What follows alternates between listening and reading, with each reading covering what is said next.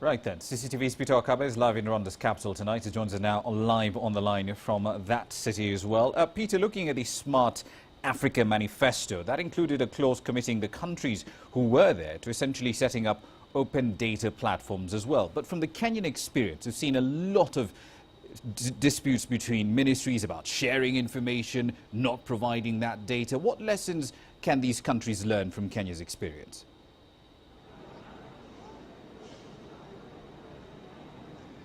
Well, that is actually one of the debates that is expected to take this conference by storm in the coming days, especially the fact that when you say open data, it is a whole span of different things, not just security, but also encompassing business and delivery of services that include e-learning and so many other things.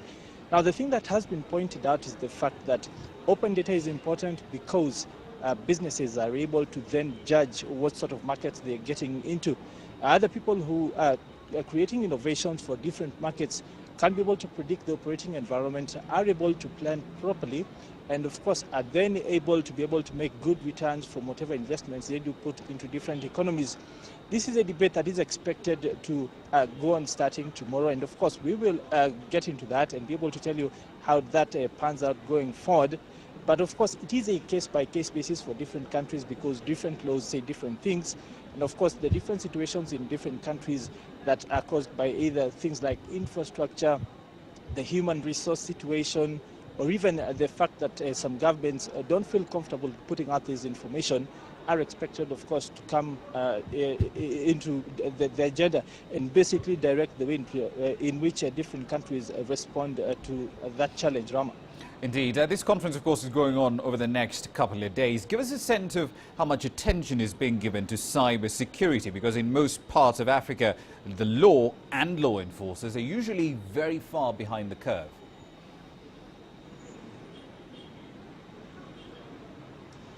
Well, not much is being said in terms of security as in that overt fashion. But I'll tell you what transpired today because, of course, it has been an issue that has come up.